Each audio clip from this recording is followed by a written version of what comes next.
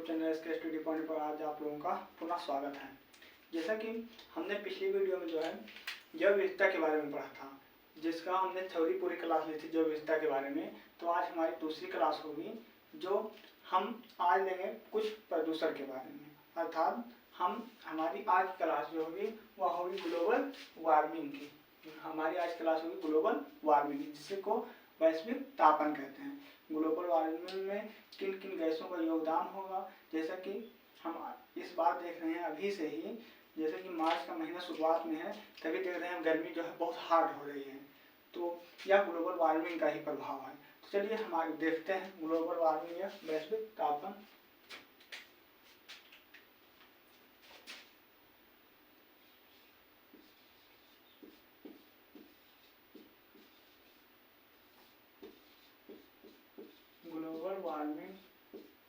Global warming इसको बोलते हैं वैश्विक ग्लोबल वार्मिंग, इसको बोलते हैं वैश्विक तापन या भूमंडलीय तापन। वैश्विक तापन इसको बोलते हैं भूमंडलीय तापन, या इसी को बोलते हैं वैश्विक तापन, या इसी को दूसरे शब्द में बोलेंगे भूमंडलीय तापन। भूमंडलीय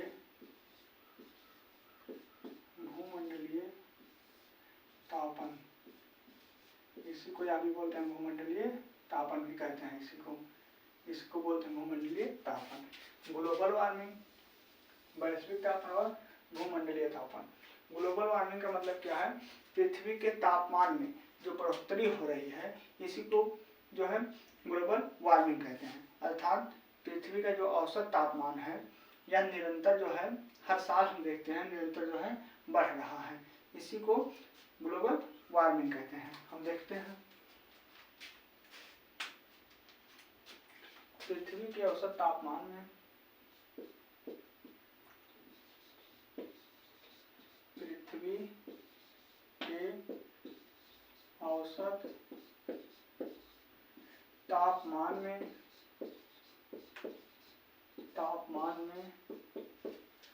होने वाली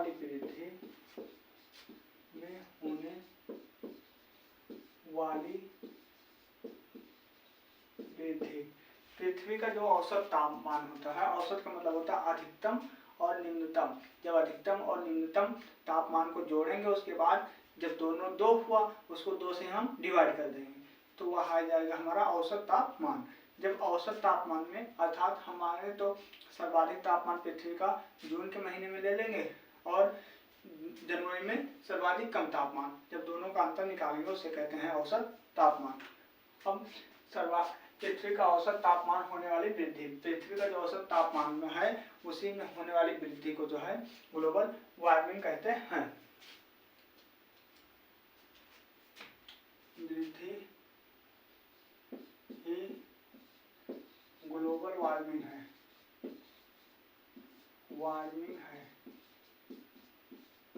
ग्लोबल वार्मिंग है। पृथ्वी के औसत तापमान में होने वाली वृद्धि जो है वही ग्लोबल वार्मिंग है। हम दूसरे शब्दों में कह सकते हैं कि ग्रीन हाउस गैस की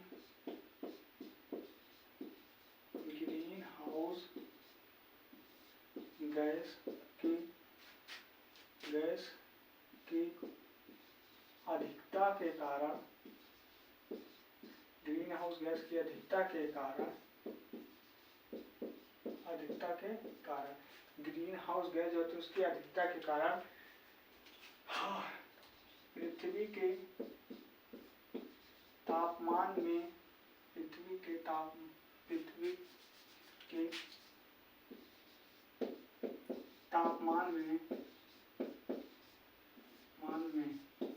होने वाली वृद्धि। ग्रीन हाउस जो गैसें होती हैं, जैसे ग्रीन हाउस गैस हम कहें कार्बन डाइऑक्साइड है, जलवाष्प है, मीथेन है, इसी प्रकार की जलवाष्प, मीथेन, कार्बन डाइऑक्साइड, ऐसे ओजोन हो गया, इसी तरह की लगभग 6-7 ग्रीन हाउस गैसें हैं। जब ग्रीन हाउस गैसों का अधिक उत्सर्जन होता है तो उससे ग्लोबल वार्मिंग बढ़ती है। कुछ जैसे कि हम कहें किसान जो होता है अपने खेतों में जो है जब सूखा धान का पैरा होता है उसको जला देते हैं, या कूड़ कबाड़ जला दिया जाता है तो उससे जो धुआं जाता है उससे भी ग्लोबल वार्मिंग का खतरा बना रहता है। तो आगे देखते हैं, एक आठ तापमान में अधिकता तथा तापमान में अधिकता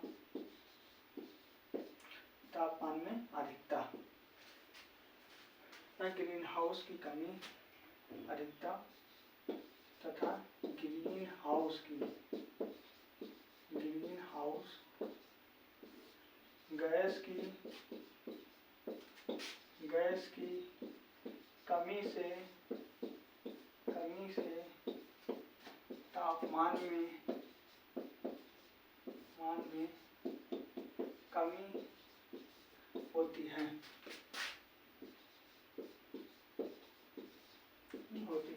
जैसे यदि ग्रीन हाउस गैसों का अधिक उत्सर्जन होगा, अर्थात हमारे वायुमंडल में ग्रीन हाउस गैसें अधिक मात्रा में पाई जाएंगी तो तापमान अधिक होगा, अर्थात गर्मी अधिक होगी। और यदि हमारे वायुमंडल से ग्रीन हाउस गैसों की कमी हो जाएगी तो हमारे तापमान में जो है कमी हो जाएगी। ग्रीन हाउस गैसों का इफेक्ट यही होता है। यदि ग्रीन हाउस गैस की हमारे वायुमंडल में अधिकता होती है तो तापमान भी बढ़ेगा, यदि ग्रीन हाउस गैस की तापमान में कमी होती है तो तापमान भी कम होगा। हम आगे देखते हैं ग्रीन हाउस गैस को, अगला पॉइंट देखते हैं ग्रीन हाउस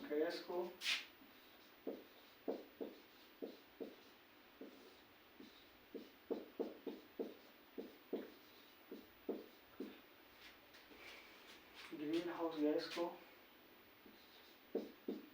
पौधा घर गैस भी कहा जाता है। जो ग्रीन हाउस गैस होती है इसको पौधा घर गैस भी कहा जाता है। ग्रीन हाउस गैस जो हमारी होती है इसको पौधा घर गैस भी कहा जाता है। ग्रीन हाउस गैस को पौधा घर, कभी कभी जो है ग्रीन हाउस गैस न देकर ऑप्शन में पौधा घर गैस दे देता है तो उसका मतलब भी ग्रीन हाउस गैस से ही लिया जाता है। हम आगे और देखते हैं, पृथ्वी की ऊष्मा को बढ़ाने के लिए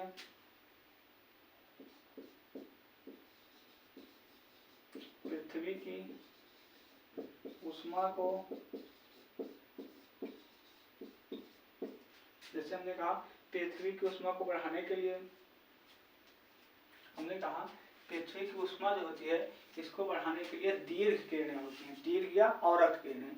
दीर्घ या अवरक्त किरणें उत्तरदायी होती है। जैसे सूर्य से जो प्रकाश पृथ्वी पर आता है वह लघु पार्थिव विकिरण के रूप में आता है, लेकिन जब वह पृथ्वी से टकराता है तो पृथ्वी पुनः उसको उत्पन्न कर देती है दीर्घ पार्थिव विकिरण के रूप में। यह क्वेश्चन इस बार जब बीपीएससी 3.0 हुआ था तो उसमें पूछा गया था कि पृथ्वी किससे गर्म होती है, वायुमंडल किससे गर्म होता है यह भी पूछ सकता है, और पृथ्वी किससे गर्म होती है यह भी पूछ सकता है। तो यह क्वेश्चन बीपीएससी में पूछा गया था। पृथ्वी की ऊष्मा को दीर्घ पार्थिव विकिरण के लिए, पृथ्वी की ऊष्मा को बढ़ाने के लिए,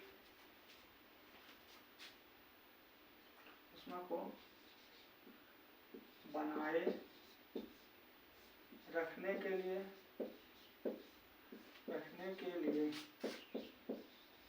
ये दीर्घ या अवरक्त किरणें, दीर्घ या अवरक्त किरणें उत्तरदायी हैं। पृथ्वी की जो ऊष्मा है या गर्मी है पृथ्वी की या ऊष्मा है उसको बनाए रखने के लिए दीर्घ पार्थिव विकिरण जो होता है वो उत्तरदायी होता है। तो और यहीं पे बात करें तो वायुमंडल कैसे गर्म होता है, तो वायुमंडल जो होता है गैसीय वायुमंडल में गैसों से बना है। तो वायुमंडल जो होता है वह संवहन विधि द्वारा गर्म होता है, जबकि पृथ्वी की बात करेंगे तो पृथ्वी विकिरण विधि से गर्म होता है, और वायुमंडल की बात करेगा तो वह केवल संवहन विधि से ही गर्म होता है। हम और आगे देखते हैं इसके बारे में, किरणें उत्तरदायी हैं, किरणें उत्तरदायी यहाँ लिखते हैं, किरणें जो है दीर्घ या अवरक्त किरणें उत्तरदायी हैं, उत्तरदायी हैं।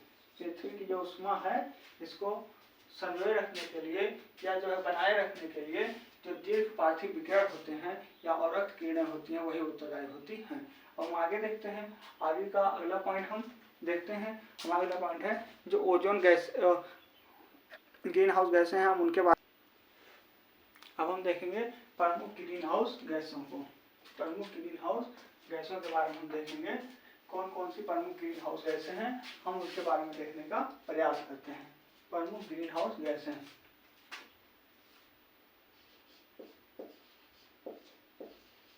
प्रमुख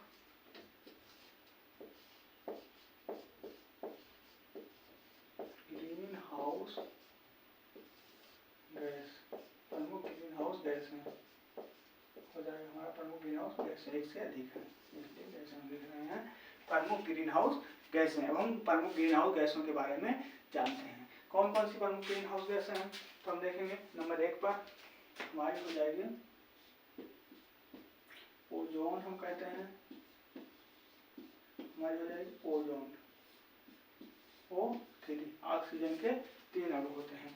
ओजोन जो है यह समताप मंडल में पाई जाती है और यह भी ग्रीन हाउस गैस है। यह ऑक्सीजन के 3 अणुओं से मिलकर बनी है। यह जो है समताप मंडल में पाई जाती है और जो पराबैंगनी किरण आती है उससे मानव की रक्षा करती है। यदि यह ओजोन परत न होती तो मानव में या अन्य जानवरों में जो जीवधारी हैं उसमें त्वचा कैंसर का कारण बहुत अधिक बना रहता। इसके लिए जो हमारी रक्षक होती है वह ओजोन परत होती है। और हम अगला देखेंगे methane, methane, methane, methane, methane, methane CH4, hydrogen के 4 कार्बन के 1 अणु, CH4, यह होगी मीथेन। मीथेन जो है यह भी एक ग्रीन हाउस प्रभाव के लिए उत्तरदायी गैस है। मीथेन गैस बहुत सारे जगह पर मिलती है। और अगली देखेंगे नाइट्रस ऑक्साइड,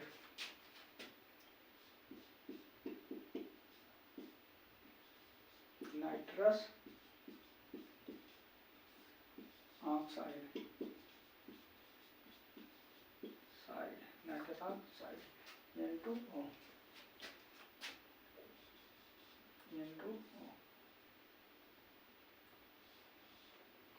N2O। जो गैसों के बारे में हम बता रहे हैं, इन गैसों के बारे में जब हम वायु प्रदूषण पढ़ेंगे, इसके बाद हमारा दूसरा चैप्टर होगा प्रदूषण, तो हम उसमें इन सभी गैसों के बारे में एकदम डिटेल से पढ़ने वाले हैं। कौन सी गैस क्या करती है, उसका क्या सहयोग है हमारे वातावरण में, हम सभी के बारे में एक डिटेल से एकदम पढ़ेंगे। हमारा चौथा होगा क्लोरो, क्लोरो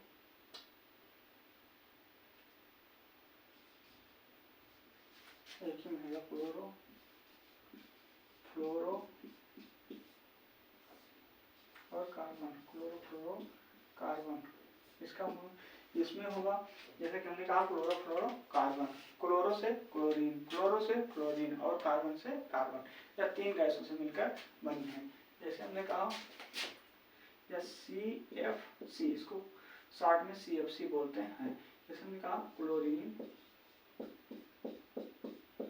फिर हमने कहा फ्लोरीन, क्लोरीन, फ्लोरीन और कार्बन,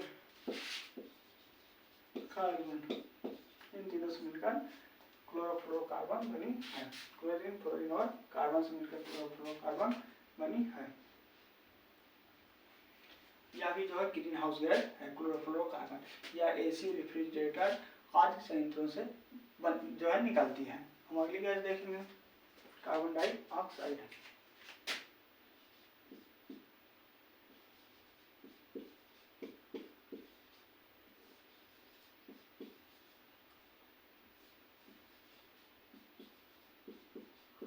कार्बन डाइऑक्साइड CO2, यह सर्वाधिक ग्रीन हाउस प्रभाव उत्पन्न करती है। यह वातावरण में 0.03% या 3% पाई जाती है। इस समय कुछ बढ़ रही है तो 0.04% कहा जाता है कि यह, लेकिन पहले वायुमंडल में हमारे 0.03% ही पाए जाते थे। सर्वाधिक ग्रीन हाउस प्रभाव इसी के द्वारा उत्पन्न होता है। सबसे भारी गैस यही है, सबसे भारी गैस कार्बन डाइऑक्साइड है, सर्वाधिक ग्रीन हाउस प्रभाव उत्पन्न करती है। और पृथ्वी, हम वायुमंडल की बात करें, वायुमंडल की सबसे निचली परत जो है क्षोभ मंडल, उसी में यह पाई जाती है CO2 जो है सबसे निचली परत में पाई जाती है। अगला हमारा है जलवाष्प। नंबर 6 हमारा हो जाएगा जल वाष्प।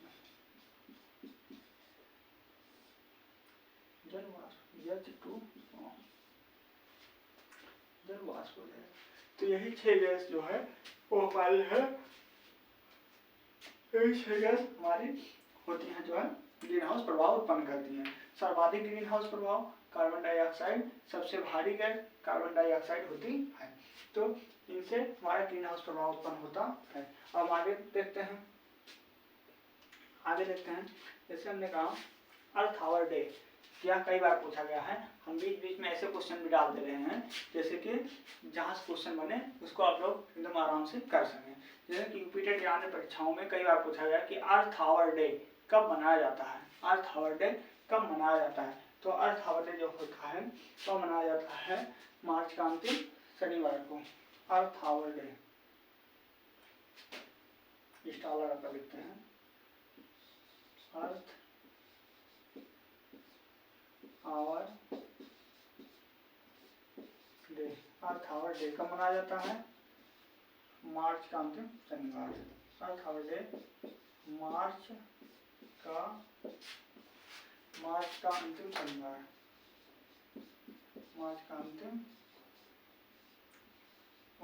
शनिवार को अर्थ आवर डे मनाया जाता है। मार्च का अंतिम शनिवार को क्या मनाया जाता है, अर्थ आवर डे। और एक क्वेश्चन लिखते हैं,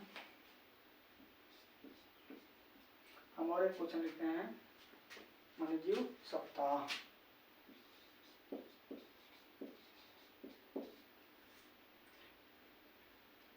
वन्यजीव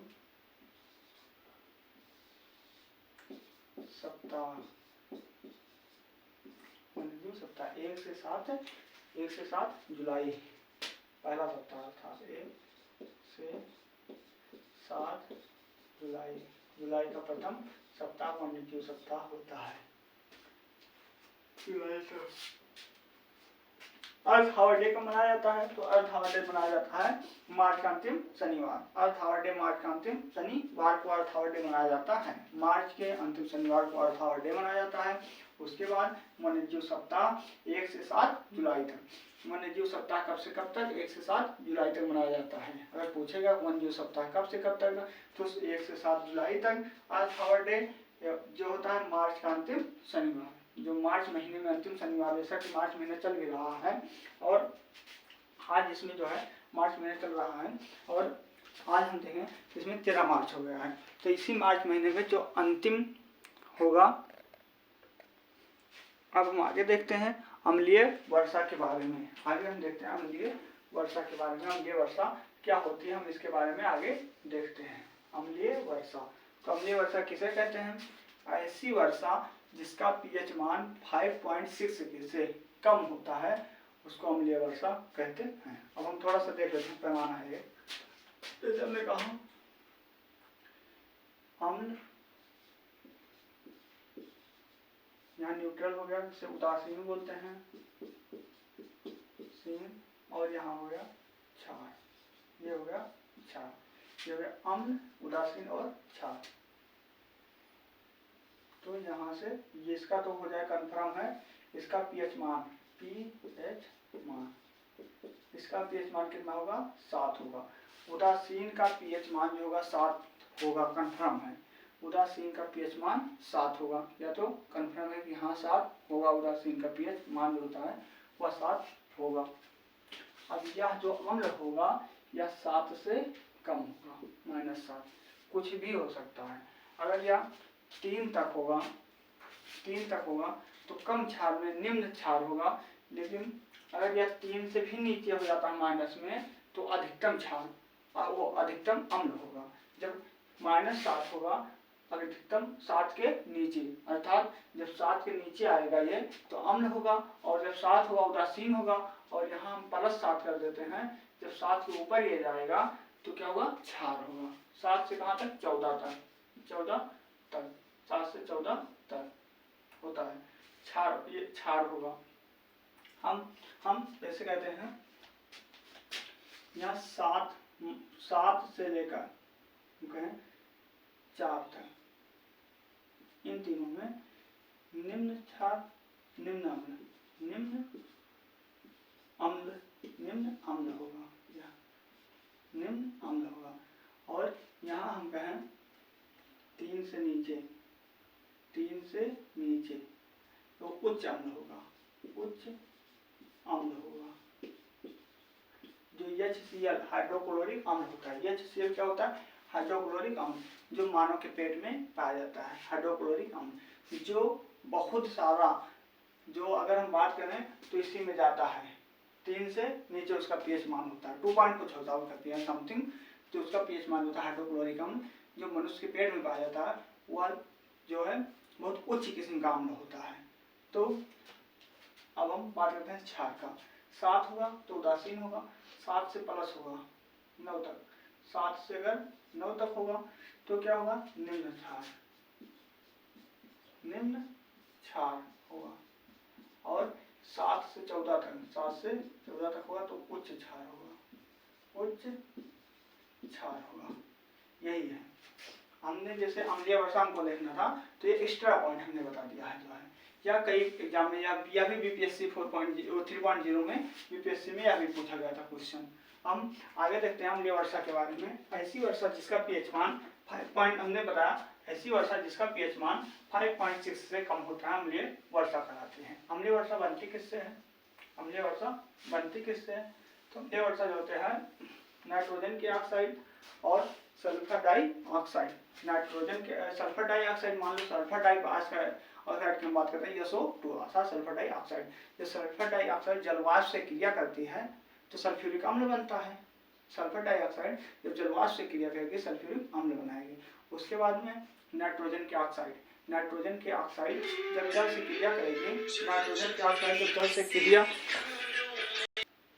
जैसे कि हम बता रहे थे कि जब जो है सल्फर डाइऑक्साइड जलवाष्प से क्रिया करेगी तो सल्फ्यूरिक अम्ल बनाएगी, और जब नाइट्रोजन के ऑक्साइड जलवाष्प से क्रिया करेगी तो नाइट्रिक अम्ल बनाएगी। जब दोनों मिलेंगे सल्फ्यूरिक अम्ल और नाइट्रिक अम्ल तो वे अम्लीय वर्षा का निर्माण करते हैं। हम देखते हैं अम्ल वर्षा।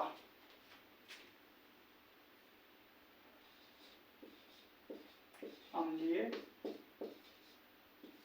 वर्षा, हम अम्लीय वर्षा के बारे में जानते हैं। अम्लीय वर्षा क्या होती है, जैसे कि हम देखते हैं फैट कहाँ से कौन सी गैस पहले निकलती है। हमने कहा जीवाश्म ईंधन,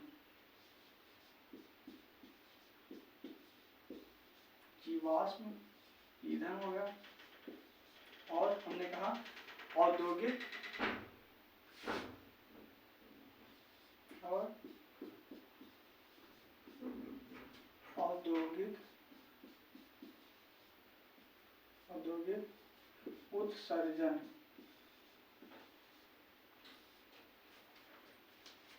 औद्योगिक उत्सर्जन।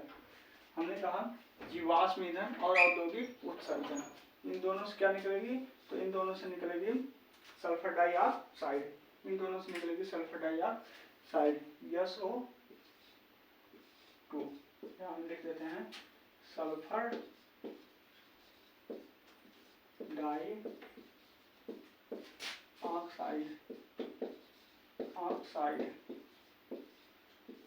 जब हम जीवाश्म ईंधन को जलाएंगे, या जब हम जीवाश्म ईंधन को जलाएंगे, या फिर जो औद्योगिक उत्सर्जन है, औद्योगिक पदार्थों का जो उत्सर्जन होता है उनके उत्सर्जन से और जीवाश्म ईंधन को जलाने से, इन दोनों से जो है सल्फर डाइऑक्साइड निकलती है। और सल्फर डाइऑक्साइड जब जलवाष्प के साथ क्रिया करती है, सल्फर डाइऑक्साइड जब जलवाष्प के साथ क्रिया करती है SO2 के साथ, तो वह सल्फ्यूरिक अम्ल में बदल जाती है। और आगे देखते हैं,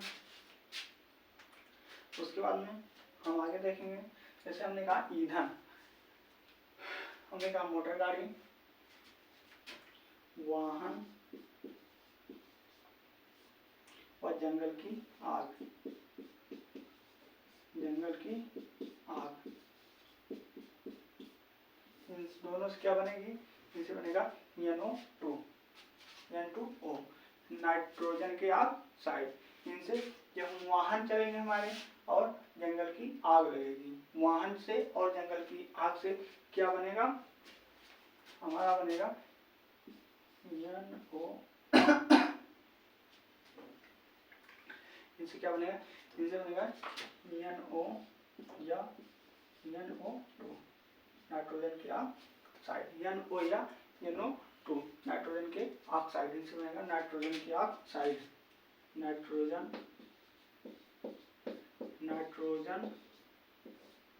के ऑक्साइड,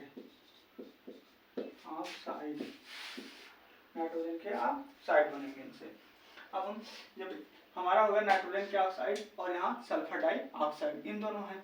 अब हम SO2 का जो है नाइट्रिक अम्ल में चेंज करते हैं। पहले sulphur dioxide, sulphur dioxide, sulphur dioxide.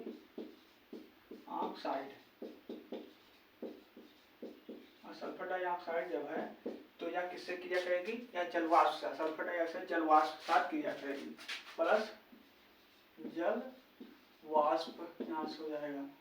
तो दोनों में क्या बनेगा, सल्फर डाइऑक्साइड जलवाष्प से जब क्रिया करेगी तो क्या देगी, क्या देगी, सल्फ्यूरिक अम्ल, सल्फ्यूरिक अम्ल देगी, H2SO4, सल्फ्यूरिक अम्ल देगी। इसी प्रकार से जब यहाँ पर हो जाएगा नाइट्रोजन का ऑक्साइड, नाइट्रोजन के ऑक्साइड, नाइट्रोजन के ऑक्साइड जो होते हैं, नाइट्रोजन के ऑक्साइड प्लस जब ये जलवाष्प से क्रिया करेंगे, नाइट्रोजन के ऑक्साइड जो होते हैं जब ये जलवाष्प से क्रिया करेंगे तो हो जाएगा नाइट्रिक अम्ल। नाइट्रोजन के ऑक्साइड जलवाष्प से क्रिया करेंगे प्लस जलवाष्प, जलवाष्प से क्रिया करेंगे तो देंगे क्या, ये देंगे नाइट्रिक अम्ल, नाइट्रिक अम्ल देंगे, इनसे होगा नाइट्रिक अम्ल। हम आगे देखते हैं कि अम्लीय वर्षा का निर्माण कैसे होता है। हमने यहाँ तक पढ़े हैं, अब हम इसके आगे और देखने का प्रयास करें।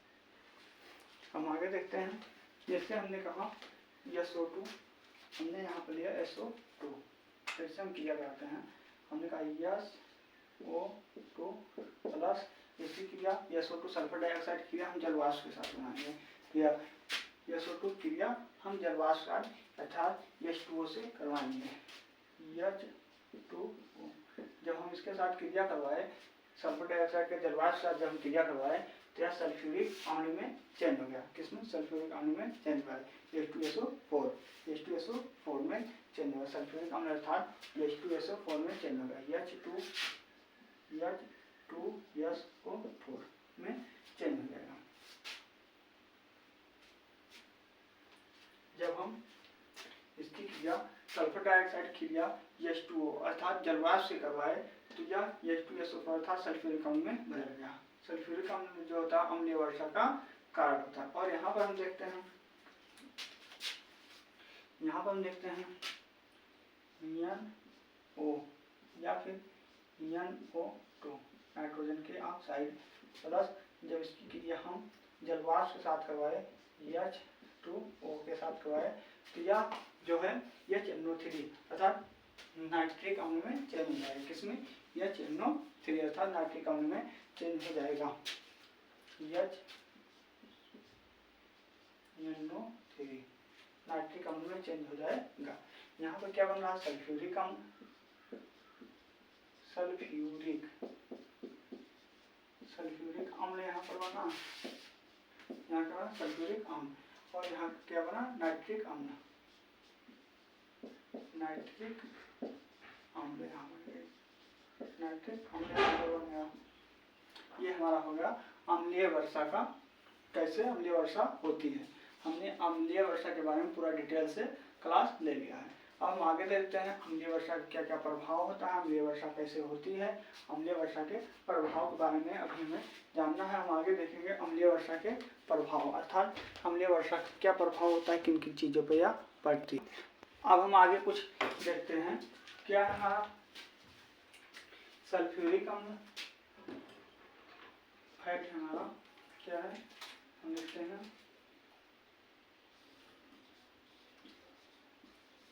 सल्फ्यूरिक अम्ल, सल्फ्यूरिक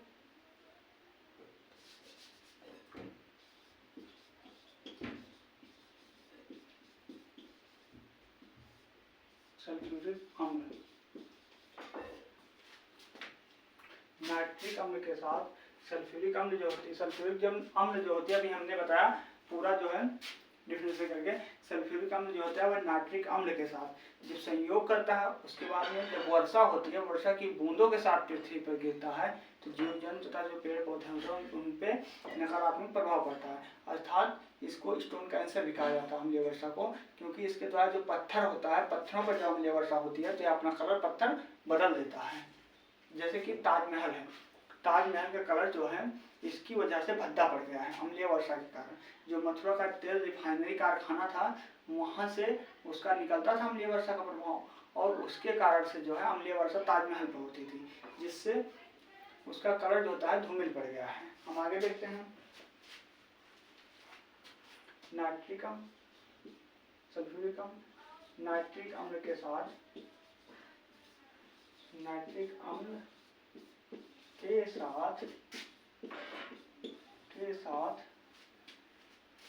नाइट्रिक अम्ल वर्षा के साथ, नाइट्रिक अम्ल हम क्या है सल्फ्यूरिक अम्ल, नाइट्रिक अम्ल, सल्फ्यूरिक अम्ल और नाइट्रिक अम्ल जो होते हैं जल वर्षा के साथ जो है, जल वर्षा के साथ पृथ्वी पर गिरते हैं, पृथ्वी पर गिरते हैं।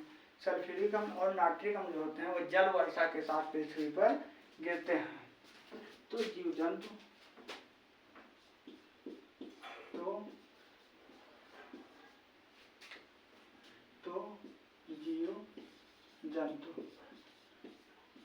व पेड़ पौधों पर, जैसे हमने थोड़ी देर पहले बताया था, पेड़ पौधों पर अपना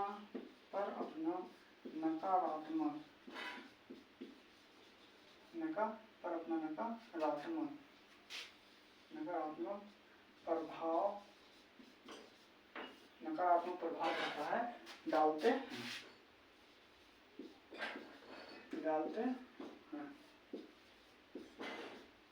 जब सल्फ्यूरिक अम्ल और नाइट्रिक अम्ल जो होती है जल वर्षा के साथ पृथ्वी पर गिरती है तो ये पेड़ पौधों तथा वन्य जीव जो होते हैं उनके ऊपर नकारात्मक प्रभाव डालते हैं। पेड़ पौधा अगर अम्लीय वर्षा हो जाती है तो अगर हम वृक्षों को देखते हैं तो उनकी पत्तियां जो होती है वो सिकुड़ जाती हैं, जैसा लगा रहता है, इस प्रकार लगता है उनकी पत्तियां कि जैसे कोई झोंस चुकी हो, जैसे कि आग जलाकर उनको झोंस दिया गया हो। इस प्रकार से वो पत्तियां मुड़ जाती हैं आपस में जब अम्लीय वर्षा होती है तो। और पत्थर हमने बताया उसका कलर जो होता है उड़ जाता है, उसका कलर गायब हो जाता है पत्थर का। और जीव जंतु जो होते हैं उनमें विभिन्न प्रकार की जो बीमारियां होती हैं वह उत्पन्न होती हैं। हम देखते हैं अम्ल वर्षा के प्रभाव। अम्ल वर्षा के प्रभाव के बारे में जानेंगे, अम्ल वर्षा के प्रभाव के बारे में जानेंगे कि हम जानेंगे अम्ल वर्षा के प्रभाव, अर्थात जैसे हमने बताया कि अम्लीय वर्षा के प्रभाव क्या होते हैं, अर्थात अम्लीय वर्षा होती है तो किन किन चीज़ों पर उनके द्वारा नुकसान होता है, क्या क्या कारण होता है, अम्लीय वर्षा पर कैसे नुकसान होता है, हम उसके बारे में जानने का फैक्ट वाइज जानने का प्रयास करते हैं। नंबर 1,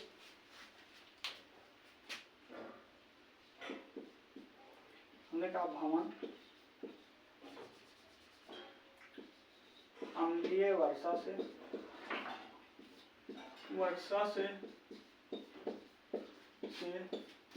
भवन, इमारत व पत्थरों का क्षय होता है, क्षय होता है। अम्लीय वर्षा का प्रभाव क्या होता है? जब अम्लीय वर्षा होती है तो हमने पहले ही बताया था, पत्थर पर, इमारत पर गिरेगी, पत्थर पर गिरेगी, भवन पर, चाहे जिस चीज पर गिरेगी उसका क्षय संभव है, कन्फर्म है, उसका क्षय ही होगा अम्लीय वर्षा का। अम्लीय वर्षा बहुत नुकसानदायक होती है। अब हम अगला प्रभाव देखते हैं।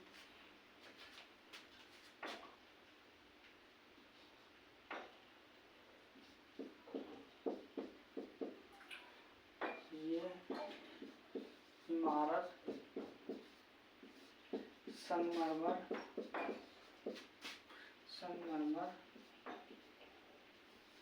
पत्थर आदि का रंग जो होता है वह उड़ा देती है। हमने ये भी बताया था, ताजमहल का रंग उड़ गया है, उड़ा देती है।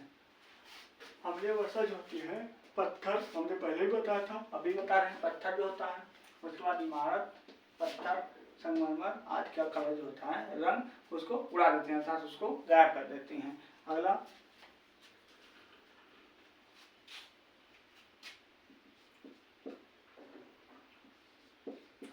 पत्थर का रंग गायब होने के कारण,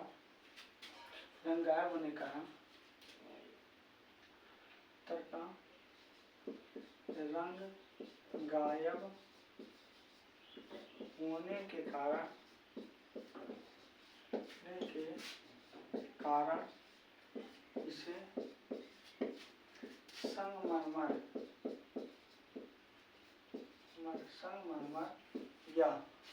या भी स्टोन, संगमरमर या स्टोन कैंसर, संगमरमर या स्टोन कैंसर हमने पहले भी वीडियो की शुरुआत में ही बताया था। इसको अम्लीय वर्षा क्या कहते हैं? स्टोन कैंसर या संगमरमर कैंसर कहा जाता है,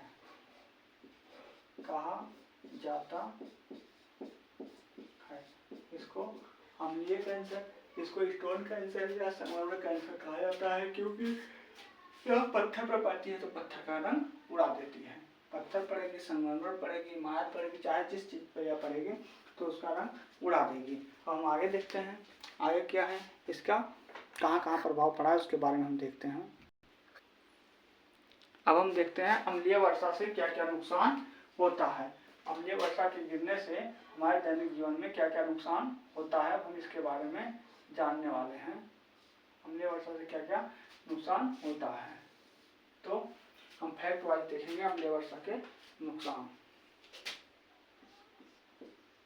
अम्लीय वर्षा के नुकसान के बारे में, जैसे कि हमने बताया, SO2 के कारण ही ताजमहल का रंग फीका पड़ गया है, जीव जंतु तथा पेड़ पौधों को नुकसानदायक होती है। तो देखते हैं,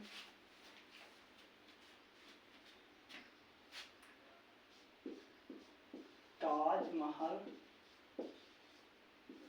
का रंग SO2 के कारण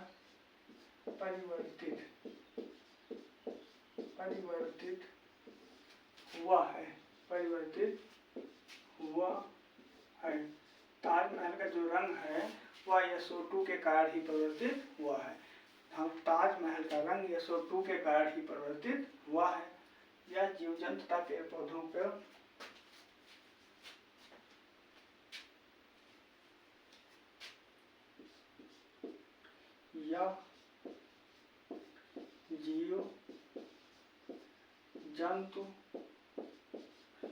जीव जंतुओं में कैंसर जैसी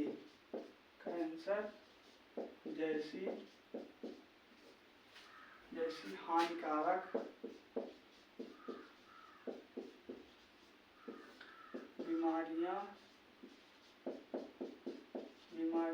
उत्पन्न करती है।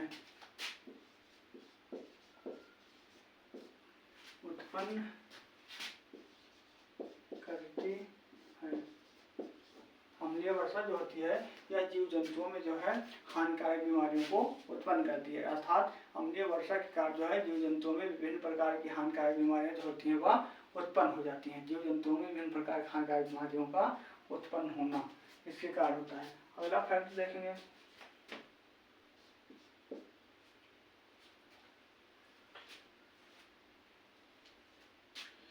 मृदा की उपजाऊ क्षमता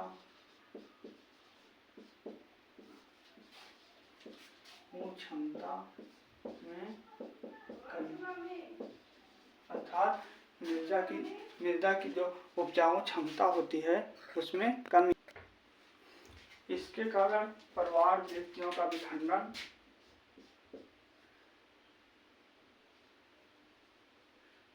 प्रवाल भित्तियों का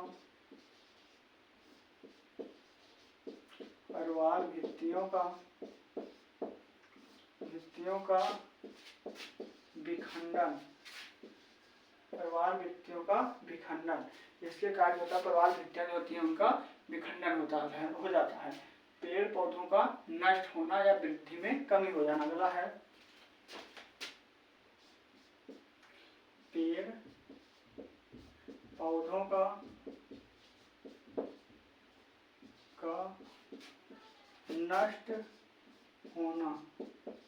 नष्ट होना या वृद्धि में कमी।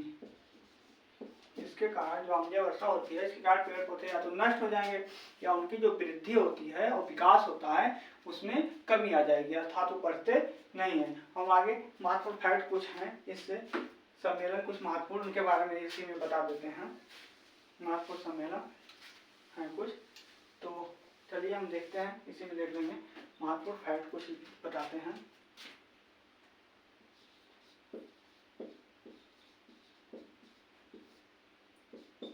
महत्वपूर्ण तथ्य इसी के अंतर्गत हम बताते हैं कुछ सम्मेलन से महत्वपूर्ण, उनको अभी हम एक लाइन में बताएंगे, उसके बाद हम डिटेल से बाद में उसको जो है कवर कराएंगे। तो चलिए अब देखते हैं। नंबर 1 है हमारा बेसल कंजर्वेशन। बेसल कंजर्वेशन यह कब हुआ था? बेसल कंजर्वेशन तो यह हुआ था 1989 में। बेसल कंजर्वेशन कब हुआ था? 1989 में हुआ था बेसल कंजर्वेशन। बेसल कंजर्वेशन कब हुआ था? 1989 में हुआ था। बेसल कंजर्वेशन कब हुआ था? 1989 में हुआ था। अगला देखें हैं पेरिस समझौता।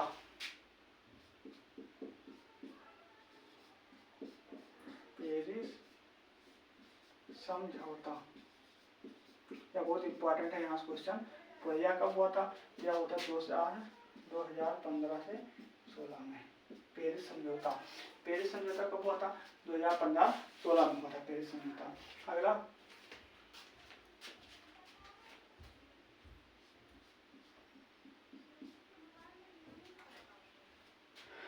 देखते हैं।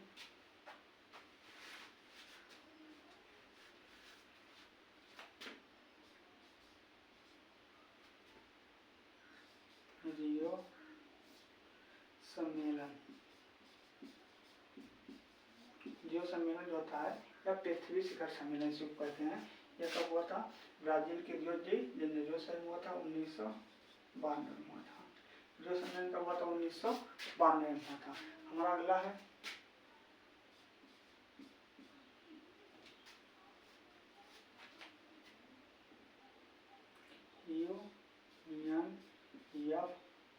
UNFCCC जलवायु परिवर्तन सम्मेलन है। यह है जलवायु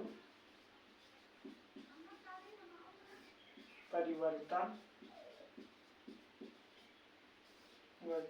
सम्मेलन। इसको जलवायु परिवर्तन सम्मेलन कहते हैं।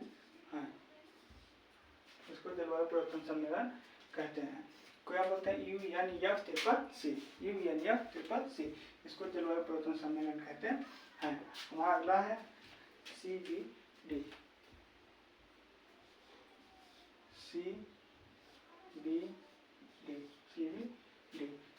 जैव विविधता सम्मेलन। जैव विविधता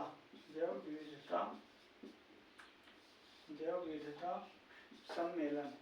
जैव विविधता सम्मेलन हमारा अगला है जैव विविधता सम्मेलन। हमने 5 फैक्ट लिखाए हैं जो बहुत महत्वपूर्ण है हम एक फैक्ट और लिखवा देते हैं,